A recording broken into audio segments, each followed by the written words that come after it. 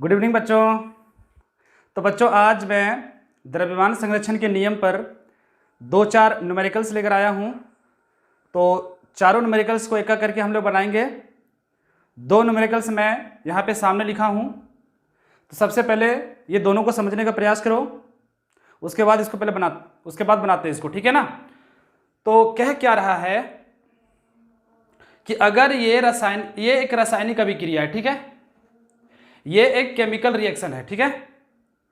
अब इसमें क्या बोल रहा है कि अगर ये केमिकल रिएक्शन द्रव्यमान संरक्षण के नियम का पालन कर रहा है तो बताओ सोडियम क्लोराइड का द्रव्यमान कितना होगा, इसका मास क्या होगा। If this chemical reaction is satisfy the law of conservation of mass then what is the mass of sodium chloride, ठीक है। तो हम लोग द्रव्यमान संरक्षण के नियम में क्या पढ़े थे कि जब भी कोई रासायनिक अभिक्रिया होता है तो उस रासायनिक अभिक्रिया में द्रव्यमान का ना ही सृजन होता है और ना ही विनाश होता है। मतलब रिएक्शन करने से पहले का टोटल मास और रिएक्शन करने के बाद का टोटल मास इक्वल रहता है, ठीक है। यहाँ पे भी कुछ ऐसा ही होने वाला है, ठीक है ना। मतलब ये रिएक्टेंट्स कहलाता है और ये प्रोडक्ट कहलाता है। तो रिएक्टेंट्स का टोटल मास और प्रोडक्ट का टोटल मास आपस में क्या होगा, इक्वल होगा, ठीक है। तो देखते हैं कि सोडियम क्लोराइड का मास क्या होगा इस केमिकल रिएक्शन में, ठीक है। तो x इसको मान लेते हैं हम लोग x ग्राम, सोडियम क्लोराइड को हम लोग कितना ग्राम मान लेते हैं, x ग्राम। तो x ग्राम और ये सोडियम सिल्वर नाइट्रेट है, कितना ग्राम है, 17 ग्राम, ठीक है। तो 17 ग्राम इक्वल टू क्या होना चाहिए, राइट साइड का मास 8.5 प्लस 14.35 ग्राम। दोनों तरफ जोड़ते हैं तो इधर तो x प्लस 17 होगा, इधर जोड़ते हैं कितना होगा 22.85, ठीक है। यहां से x का वैल्यू निकालो तो क्या होगा 22.85 में 17 घटाओ तो x का वैल्यू क्या आएगा, देखते हैं। यहां पे घटाओ 22.85 में 17 घटाओ, ठीक है। 5 में 0 गया 5, 8 में 0 गया 8, 2 में 7 नहीं जाएगा, 12 में 7 जाएगा 5 और 1 में 1 कैंसिल 0, ठीक है। तो x का वैल्यू कितना आया 5.85 ग्राम, ठीक है। तो सोडियम क्लोराइड का मास कितना निकला 5.85 ग्राम, x का वैल्यू निकल गया। तो इस तरह से हम लोग चारों में से किसी एक का द्रव्यमान निकाल सकते हैं अगर वो द्रव्यमान के संरक्षण के नियम का पालन कर रहा है तो, ठीक है। नेक्स्ट क्वेश्चन देखो, इसमें क्या बोल रहा है कि ये भी केमिकल रिएक्शन है, इसमें भी द्रव्यमान संरक्षण के नियम का पालन हो रहा है। तो बताओ यहाँ पे एथेनोइक एसिड का द्रव्यमान क्या होगा। बच्चों अभी हम लोग क्या पढ़ रहे हैं, सिर्फ हम लोग किसी रासायनिक पदार्थ का नाम लिख रहे हैं, ठीक है। लेकिन इसका रासायनिक सूत्र कैसे लिखा जाता है वो इसी चैप्टर में हम लोग आगे पढ़ेंगे। तो सबसे पहले इस पर ध्यान देते हैं हम लोग क्या बोल रहा है कि अगर ये भी रासायनिक अभिक्रिया द्रव्यमान संरक्षण के नियम का पालन कर रहा है तो बताओ कि यहाँ पे इथेनोइक एसिड का वैल्यू का इथेनोइक एसिड का द्रव्यमान क्या होगा, क्लियर। तो सेम उसी तरह से इसको भी बनाएंगे। 5.3 ग्राम है प्लस इसको क्या मान लेंगे x ग्राम इक्वल टू क्या होता है total mass of the product. तो उधर कितना है 2.2 प्लस 0.9 प्लस 8.2, ठीक है। यहां से 5.3 प्लस x, ये टोटल वैल्यू को जोड़ो कितना होता है 2.2 है, 0.9 है और 8.2 है। तो 2 9 11 11 और 2 13 13 का 3 8 और 2 10 10 और 1 11 11.3 ग्राम है। यहाँ से x निकालो तो 11.3 में माइनस क्या हो जाएगा 5.3 माइनस हो जाएगा, ठीक है। 5.3 क्या हो जाएगा माइनस हो जाएगा। उसके बाद यहाँ पे इसको घटाओ कितना ग्राम आ रहा है 6 ग्राम। इसका मतलब सोडियम कार्बोनेट का द्रव्यमान कितना, एथेनोइक एसिड का द्रव्यमान कितना आया 6 ग्राम, ठीक है। तो इस तरह से हम लोग चारों में से किसी एक का वैल्यू निकाल सकते हैं। आगे फिर हम लोग पढ़ते हैं। बच्चों इस क्वेश्चन में फर्स्ट मेथड में क्या दिया गया है कि 1.75 ग्राम ऑफ कॉपर जब उसको बर्न करते हैं, बर्न करना मीन्स क्या होता है, ऑक्सीजन से उसका रिएक्शन हो रहा है, ठीक है। तो जब हम लोग कॉपर को बर्न करते हैं तो कितना कॉपर ऑक्साइड बनता है, ये कॉपर ऑक्साइड है, CuO कॉपर ऑक्साइड कितना ग्राम है, 2.19 ग्राम। क्लियर, ये फर्स्ट मेथड में। दूसरे मेथड में क्या बताया गया है कि हम लोग यहाँ पे भी कॉपर ऑक्साइड को हम लोग बना रहे हैं, तो यहाँ पे कॉपर कितना ग्राम लिए हैं, 1.14 ग्राम ऑफ कॉपर लिए, ठीक है। उसको बर्न करके कितना ग्राम कॉपर ऑक्साइड हमें मिल रहा है, 1.43 ग्राम ऑफ कॉपर ऑक्साइड। बोल क्या रहा है कि क्या ये दोनों जो केमिकल रिएक्शन हुआ है, क्या ये लॉ ऑफ कॉम्पोजिशन को फॉलो कर रहा है, मतलब स्थिर अनुपात का नियम का ये पालन कर रहा है। तो स्थिर अनुपात का नियम में मैंने क्या बताया था कि कोई भी कंपाउंड, कोई भी यौगिक अलग अलग तत्वों के परमाणुओं से मिलकर बना होता है और उन तत्वों के परमाणुओं का द्रव्यमान क्या होता है, फिक्स होता है। मतलब जो जो उसमें तत्व होंगे उसका मास परसेंटेज जो होता है वो फिक्स होता है, चाहे वो CuO किसी भी तरह से बनाया गया हो, कहीं से भी बनाया गया हो, कहीं से भी हमें प्राप्त हुआ हो। तो कॉपर और ऑक्सीजन का जो मास का जो परसेंटेज होगा वो फिक्स होगा। ओके, तो ये चीज हम लोग इस फॉलोइंग केमिकल रिएक्शन में देखने वाले हैं कि क्या ये बात सही है, चाहे वो फर्स्ट मेथड से बनाया गया हो या फिर सेकंड मेथड से। तो हम लोग इस रिएक्शन में सबसे पहले हम लोग कॉपर का मास परसेंटेज निकालते हैं और ऑक्सीजन का मास परसेंटेज निकालते हैं, और ठीक उसी प्रकार से इसमें भी देखेंगे और देखेंगे कि दोनों में मास परसेंटेज जो है सो ऑलमोस्ट दोनों में सेम है या फिर नहीं। अगर है तो ये स्थिर अनुपात के नियम का पालन कर रहा है और अगर नहीं तो नहीं कर रहा है। क्लियर, तो देखते हैं। तो यहाँ पे दिया हुआ है कॉपर का परसेंटेज कितना है, मास कितना है, मास ऑफ कॉपर कितना है, मास ऑफ कॉपर है 1.75 ग्राम, और copper oxide, mass of copper oxide कितना ग्राम है, 2.19 ग्राम, ठीक है। तो हम लोग यहां पे सबसे पहले क्या निकालेंगे, mass percentage of copper in copper oxide. इस पर ध्यान दो, हम लोग कॉपर का मास परसेंटेज निकाल रहे हैं, ठीक है ना, किसमें, कॉपर ऑक्साइड में। तो फॉर्मूला क्या होता है इसके, मास ऑफ कॉपर होता है जिसका तुम परसेंटेज निकाल रहे हो, upon mass of copper oxide होता है। बच्चों अभी मैं केमिकल फॉर्मूला का इस्तेमाल कर रहा हूं, ठीक है, क्योंकि पूरा लिखने में टाइम चला जाएगा, तो मैं केमिकल फॉर्मूला का इस्तेमाल कर रहा हूं। ये फॉर्मूला लिखाता कैसे है ये मैं इसी चैप्टर में पढ़ाने वाला हूं, तो वहां पे आप लोग को समझ में आ जाएगा। फिलहाल मैं कॉपर के लिए Cu का और कॉपर ऑक्साइड के लिए CuO का इस्तेमाल कर रहा हूं। इनटू होता है 100। तो इसको सॉल्व करने पर वैल्यू क्या आने वाला है, 1.75 अपॉन 2.19 इंटू 100। अगर इसको सॉल्व करोगे तो 79.9% आएगा, ठीक है। मतलब ये हुआ कि कॉपर ऑक्साइड में कॉपर का परसेंटेज कितना होता है, 79.9%। अब हम पूछेंगे कि ऑक्सीजन का फिर कितना होगा, मतलब मास परसेंटेज ऑफ ऑक्सीजन, ठीक है, ऑक्सीजन। तो पूरा परसेंटेज कितना होता है, 100 में कॉपर की हिस्सेदारी कितनी है, 79.9। तो फिर ऑक्सीजन की हिस्सेदारी कितनी होगी, तो 100 में माइनस कर दो 79.9% को, कितना आएगा, 20.1%, ठीक है। तो पहला मेथड में हमने क्या देखा, पहला मेथड में देखा कि कॉपर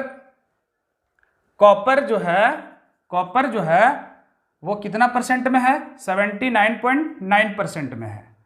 और फिर ऑक्सीजन कितने परसेंटेज में है, ऑक्सीजन वो है 20.1% में। ठीक है, क्या यही चीज इसमें होने वाला है? तो चलो देखते हैं इसे बनाकर सेकंड मेथड को। ओके,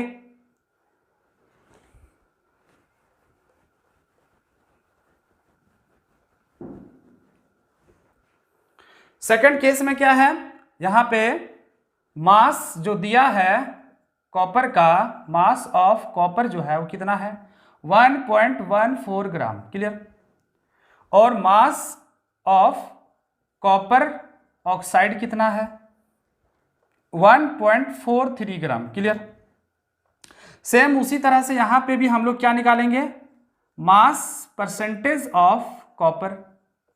फॉर्मूला अभी हम क्या बोले थे, mass of copper, mass of copper upon क्या बोले थे, mass of copper oxide into 100। देखो हम लोग इसको अगर पूरा लिखेंगे तो क्या लिखेंगे, mass percentage of copper in copper oxide. मतलब हम लोग कॉपर का परसेंटेज जो निकाल रहे हैं, मास परसेंटेज ऑफ कॉपर, वो किस में निकाल रहे हैं, इन कॉपर ऑक्साइड, इसी में ना। इसीलिए यहाँ पे नीचे का जो हम लोग मास लेंगे वो कॉपर ऑक्साइड का लेंगे, क्योंकि हम लोग कॉपर ऑक्साइड में कॉपर का मास परसेंटेज निकाल रहे हैं। तो जिस कंपाउंड में निकालोगे ना उसको नीचे लिखना। ठीक है, CuO नीचे लिखना। अगर यहाँ MgO होता तो MgO नीचे लिखते, टोटल मास MgO का। ठीक है, वैल्यू क्या क्या दे रखा है क्वेश्चन में, क्वेश्चन में दिया है वैल्यू, मास ऑफ कॉपर कितना है 1.14 gram, mass of CuO copper oxide कितना है 1.43 ग्राम, इंटू क्या होता है, इंटू होता है 100। ठीक है, इंटू क्या है 100। इसका जब वैल्यू निकालोगे, जब ये पूरा कैंसिल करके लाओगे तो आंसर आएगा 79.7%। ठीक है, तो ये 79.7% किसका आया, कॉपर का आया।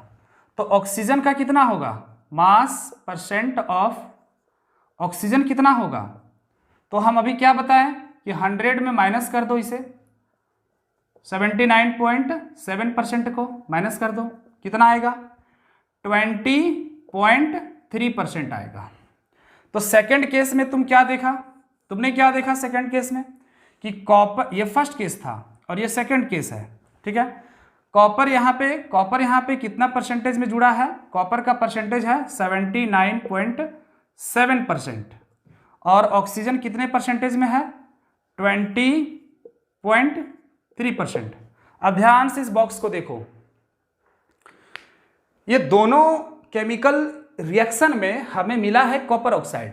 ठीक है, जबकि कॉपर को अलग अलग मास, कॉपर का जो मास है वो अलग अलग है और कॉपर ऑक्साइड भी हमें मिला है अलग अलग मास में। ठीक है ना, लेकिन चाहे वो कॉपर ऑक्साइड किसी भी मास, किसी भी तरह से प्रिपेयर्ड किया गया हो, लेकिन कॉपर ऑक्साइड में कॉपर और ऑक्सीजन का जो मास परसेंटेज होगा वो फिक्स होगा, वो सेम मास, मतलब दोनों का जो मास है वो फिक्स होगा, दोनों का जो मास परसेंटेज है वो फिक्स होगा। यहां भी देख लो कि पहले केस में कॉपर का परसेंटेज कितना था 79 पॉइंट समथिंग, तो ऑक्सीजन कितना था 20 पॉइंट समथिंग।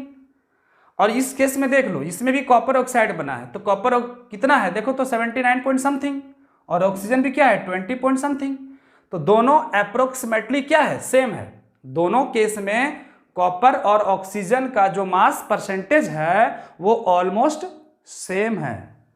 अब कुछ बच्चे लोग यहां पे ध्यान दे रहे होंगे, सोच रहे होंगे कि सर ये कहाँ इक्वल है, यहाँ पे 79.9 है, यहाँ पे 79.7 है, यहाँ पे 20.1 है, वहाँ यहाँ पे 20.3 है। तो बच्चों इस पर ध्यान दो, हम लोग जब किसी भी केमिकल रिएक्शन को करते हैं ना तो कुछ एक्सपेरिमेंटल एरर आ जाता है, कुछ ना कुछ गड़बड़ियाँ होती होगी उस रिएक्शन में, कुछ ना कुछ प्रॉब्लम जो है सो अकर्स होता होगा। तो इस वजह से जो है सो क्या होता है, कुछ ना कुछ मास घट सकता है। तो मास जो घटा है वो बहुत ज़्यादा नहीं घटा है, और ये घटा किस लिए है, ड्यू टू एक्सपेरिमेंटल एरर। ठीक है, तो बच्चों इसमें हम लोग क्या सीखें कि कंपाउंड चाहे जिस तरह से भी बनाया गया हो, उसमें जो एलिमेंट्स होते हैं और उसका जो एटम का एटॉमिक मास परसेंटेज होता है वो क्या होता है, फिक्स होता है।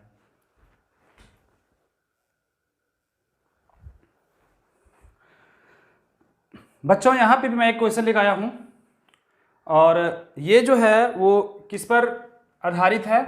ये है आधारित स्थिर अनुपात के नियम पर, ठीक है। लॉ ऑफ कांस्टेंट प्रोपोर्शन, या फिर लॉ ऑफ कांस्टेंट कंपोजिशन, या फिर स्थिर अनुपात का नियम। तो इस क्वेश्चन में बोल क्या रहा है कि यह है मैग्नीशियम ऑक्साइड, ये कोई कंपाउंड है, मैग्नीशियम और ऑक्सीजन से बना है। अब मैग्नीशियम ऑक्साइड का जो मास है वो 80 ग्राम है, ठीक है ना, और उसमें से ऑक्सीजन का मास कितना है? 32 ग्राम। तो मास ऑफ ऑक्सीजन कितना है? 32 ग्राम। और मास ऑफ मैग्नीशियम ऑक्साइड वो कितना है? 80 ग्राम। तो मैग्नीशियम ऑक्साइड में ऑक्सीजन का मास है 32 और टोटल मास है 80। टोटल है 80 और ऑक्सीजन है 32, तो सिर्फ मैग्नीशियम कितना होगा? तो मास ऑफ मैग्नीशियम कितना होगा? तो मास ऑफ मैग्नीशियम होगा, टोटल मास कितना था मैग्नीशियम ऑक्साइड का? 80, और ऑक्सीजन का कितना था? 32, तो घटाने पर कितना आएगा? 48 ग्राम, ठीक है। ठीक है, पहला जो स्टेटमेंट दिया था वो यही है। तो यहां से हम लोग क्या निकालनी है? यहां से हम लोग निकालनी है कि अगर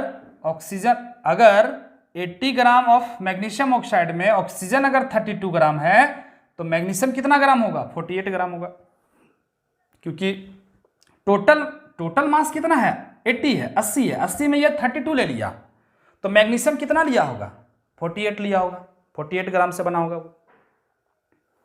अब सेकेंड स्टेटमेंट में क्या बोला है कि मैग्नीशियम ऑक्साइड में 60% जो होता है वो मैग्नीशियम होता है बाय मास। मतलब 100% में मैग्नीशियम की हिस्सेदारी कितना परसेंट है? 60% है। क्लियर?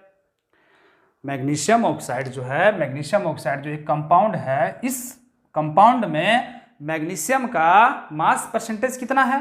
60% है। ये कह रहा है, ठीक है।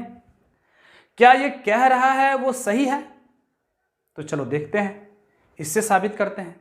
अगर इस रिएक्शन में भी इससे ये जो हम लोग भी बताएं समझाएं, अगर इसमें हम लोग अगर ये साबित कर दें कि यस मैग्नीशियम का मास परसेंटेज 60% है, तो यस दोनों जो है वो स्थिर अनुपात के नियम का पालन कर रहा है, ठीक है।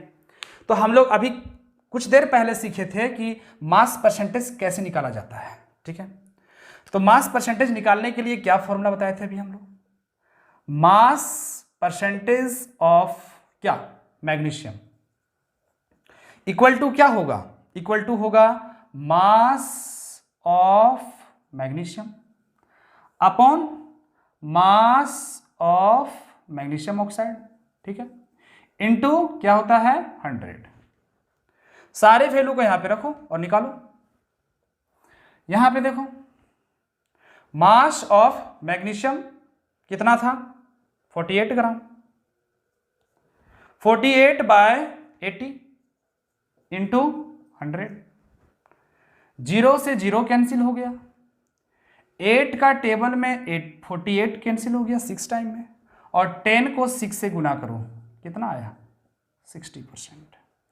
तो यस, ये जो दोनों हैं वो फॉलो कर रहा है। क्या फॉलो कर रहा है? लॉ ऑफ कांस्टेंट प्रोपोर्शन, स्थिर अनुपात के नियम। तो बच्चों, आज के क्लास में जो भी हमने न्यूमेरिकल्स लिया उसको थोड़ा बनाने का प्रयास करो, घर पे समझने का प्रयास करो, प्रैक्टिस करो, तब जाके ये सब चीज़ें क्लियर होंगी, ठीक है।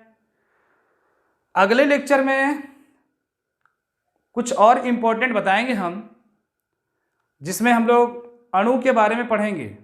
एटम्स तो हो गया, थोड़ा बहुत मॉलिक्यूल्स के बारे में पढ़ेंगे, और फिर मॉलिक्यूल्स ऑफ एलिमेंट्स और मॉलिक्यूल्स ऑफ कंपाउंड्स के बारे में पढ़ेंगे। तो धीरे धीरे हम लोग वहां तक पहुंचेंगे। ठीक है, अब आगे क्या है, कुछ और क्वेश्चन करवा रहे हैं बच्चों, इस पर ध्यान दो। कुछ और क्वेश्चंस हैं स्थिर अनुपात के नियम पर, उसको भी ध्यान से देखो, उसको भी ध्यान से देखो। हम लोग पढ़े थे कि H2O में हाइड्रोजन और ऑक्सीजन, हाइड्रोजन एंड ऑक्सीजन का जो मास का जो रेशियो था वो कितना था, 1:8। ठीक है, तो एक क्वेश्चन क्या है कि अगर हम लोग 3 ग्राम अगर हाइड्रोजन लेते हैं तो ऑक्सीजन कितना ग्राम लेंगे जिससे H2O का फॉर्मेशन होगा। तो हाइड्रोजन और ऑक्सीजन का मास का रेशियो कितना था, 1:8। 1 से हम लोग, ये हाइड्रोजन का मास था और ये ऑक्सीजन का। ठीक है, तो अगर हम 1 ग्राम से हम लोग हाइड्रोजन कितना ग्राम ले लिए, 3 ग्राम, मतलब इधर हम लोग 3 से मल्टीप्लाई किए। तो फिर ऑक्सीजन भी कितना ग्राम लेना होगा, 3 से मल्टीप्लाई करो, 8 3 जा 24। ठीक है, इसको कैसे बनाओगे कि 1 ग्राम हाइड्रोजन पर ऑक्सीजन कितना था, 8 ग्राम। तो अगर हम हाइड्रोजन ले रहे हैं 3 ग्राम तो ऑक्सीजन कितना ग्राम लेंगे, तो x ग्राम। यहां पे क्रॉस मल्टीप्लीकेशन करो और देखो, x 1 जा x, 8 3 जा 24, तो x कितना ग्राम लोगे, 24 ग्राम। ठीक है, सेम उसी तरह से NH3 के बारे में भी हम लोग पढ़े थे। NH3 में नाइट्रोजन और हाइड्रोजन का जो मास रेशियो था वो कितना था, 14:3। अगर मैं एक क्वेश्चन ले लूं कि नाइट्रोजन है 42 ग्राम, ठीक है, हाइड्रोजन है 10 ग्राम, तो NH3 जब इस बनाएंगे हम लोग, NH3 का फॉर्मेशन करेंगे तो हाइड्रोजन का कितना मास बच जाएगा, रिमेन हो जाएगा, जो रिएक्ट नहीं करेगा उस रिएक्शन में, कंपाउंड में, वो भाग नहीं लेगा। तो देखो नाइट्रोजन कितना ग्राम लिए हैं, 42 ग्राम। 42 ग्राम है, मतलब नाइट्रोजन और हाइड्रोजन लिखेंगे यहाँ पे, तो 42 ग्राम, 14 ग्राम नाइट्रोजन में कितना ग्राम हाइड्रोजन था, 3 ग्राम। तो नाइट्रोजन कितना ग्राम लिया गया है, 42 ग्राम। तो 42 ग्राम में हाइड्रोजन की जरूरत कितनी पड़ेगी, x ग्राम। यहां से क्रॉस मल्टीप्लीकेशन करो और देखो सॉल्व करके। ठीक है, तो क्या हो जाएगा, 14x इक्वल टू 42 इंटू 3। यहां से x का वैल्यू निकालो, 42 इंटू 3/14। ठीक है, 14 से ये कट गया, 3 टाइम में 3 3 जा 9 ग्राम। मतलब हाइड्रोजन की कितनी जरूरत पड़ेगी, 9 ग्राम की। अब तुमने कितना लिया था, 10 ग्राम, जरूरत कितना पड़ा, 9 ग्राम, तो कितना ग्राम बच गया, तो 10 में 9 घटाओ, 1 ग्राम। 1 ग्राम हाइड्रोजन जो है वो रिएक्ट नहीं करेगा। जब NH3 का फॉर्मेशन होगा तो हाइड्रोजन की जरूरत केवल कितनी ग्राम होगी, 9 ग्राम। 1 ग्राम क्या होगा, बच जाएगा, वो रिमेन रहेगा। ठीक है, वो अनरिएक्टेड रहेगा, वो रिएक्ट नहीं करेगा। ठीक है, तो इस तरह से बच्चों 1-2 क्वेश्चन और कर लेते हैं। जैसे हम लोग CO2 के बारे में भी पढ़े थे। CO2 में कार्बन और ऑक्सीजन का मास का रेशियो कितना था, 3:8 था।